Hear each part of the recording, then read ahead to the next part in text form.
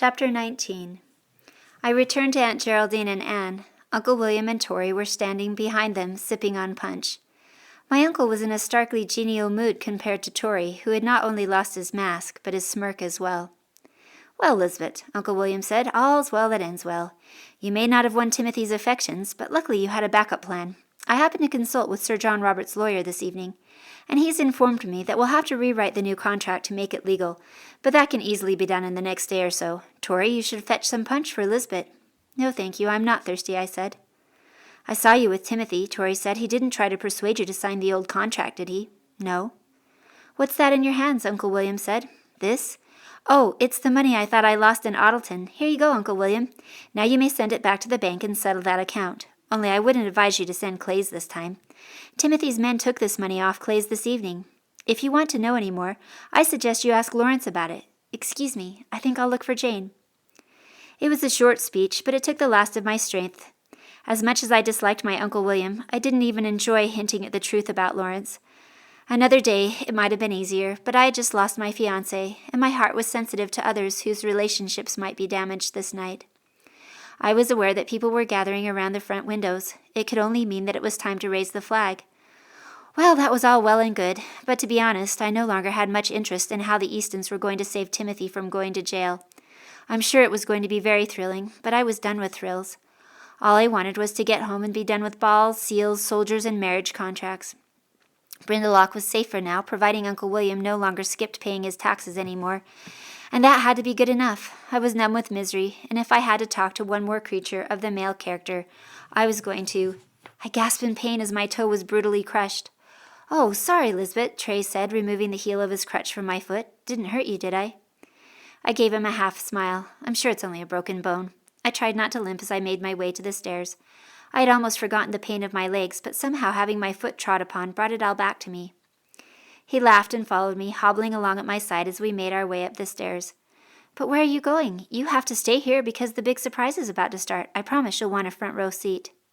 "I'm sure it will all be very exciting," I said, wondering if my toe really was broken. "But if something is about to happen, why are you going up here with me? Won't you miss the big surprise?" "Not if I hurry. And I have to hurry because Father says if I don't—" "Lisbette!"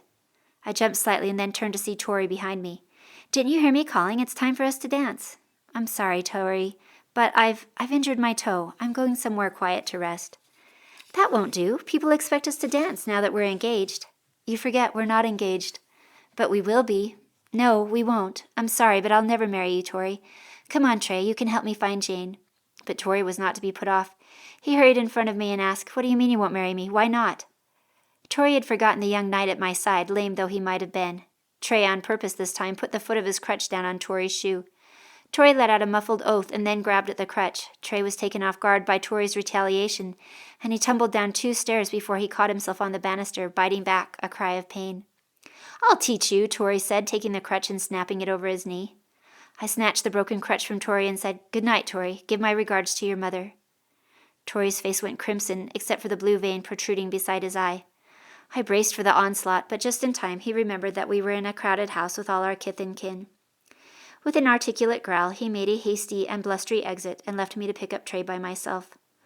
Poor Trey. He was trying not to show it, but I could see that his ankle was hurting him abominably.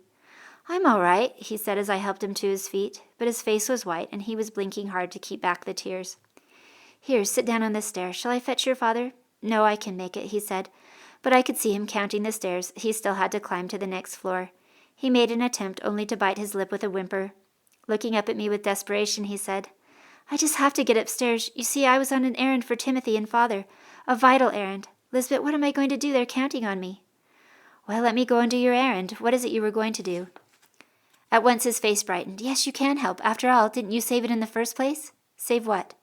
He motioned me to lean down so that he could whisper in my ear. "The thing. You know, the thing. We hid it in the nursery last night, and Timothy needs it now. It's part of the plan, you see. They made me swear not to breathe a word of it to anyone, but, Lisbette, the thing is crucial. We have to get it." He strained to look over my shoulder at the hall below. "The plan is going down any minute now, and without the you-know-what, the plan isn't complete. Will you get it for me?" He needn't have asked. "Where is it?" "Do you remember the old hiding place in the nursery where we used to keep toffees and treasures?" "It's there." "Yes, you'll get it and bring it to Timothy right away, won't you? I should have been back with it by now." Don't worry, I'll get it in time, I answered. I left him, poor boy, looking both terribly relieved and terribly disappointed. I knew the hiding place he was speaking of. Any child who had spent much time in Steedsley knew of it, and I was well acquainted with the hidden shelf inside the chimney of the nursery. Just before I reached the top of the stairs, I checked to make sure that Trey was not trying to follow me.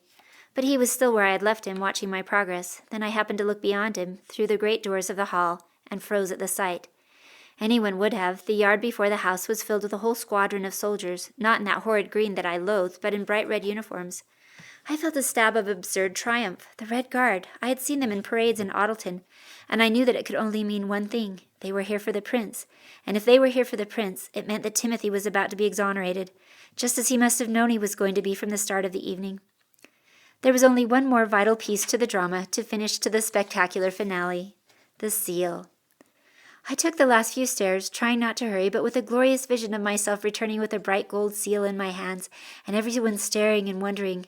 And maybe George would be there, and if I was really lucky, my thoughts ran into a wall in the form of Agent Salt's. "Oh," I said, my heart dropping to my stomach. He was standing before me, blocking the hallway, watching the scene below with a deep crease between his eyes. Reluctantly, he tore his eyes from the sight and met my gaze. "You really should join everyone downstairs," I said as I forced myself to go around him. "I believe they'll raise the flag very soon now." A blast of trumpets made us both jump. Below us, the open doors to the hall were thrown even wider, and a small company of soldiers marched in. The crowds backed away in audible surprise to make room, while a voice cried out, "Hear ye, hear ye! Make way for the Red Guard!" The music from the ballroom stopped, and a hush fell in one long wave that seemed to travel the length of the entire house. People gathered from other rooms, pushing forward to see what was happening. "I knew it," Agent Saltz hissed to himself. "The boy is here." The prince was actually emerging from the green salon below, dressed in splendid red with a white sash. Long gone was the boyish Henry, clothed in shirt-sleeves and breeches. Here in his place was a straight young man wearing the royal colors and banner of the crown prince. He walked to the middle of the room and stood stock-still, taking in his audience. I knew I should be running for the seal, but no one with half a brain would have missed this moment for the world. Below, I watched the dawn of comprehension touch face after face. Henry, the Easton's ward, was none other than Prince Henrik, heir to the throne. Sir John Robert was stepping forward to meet him. "Your Highness, I greet you and welcome you and the Red Guard to Steedsley." He bowed deeply, and one by one the rest of the room below followed his lead. "I thank you, Sir John Robert, for your hospitality. You and your family will be well rewarded for your services."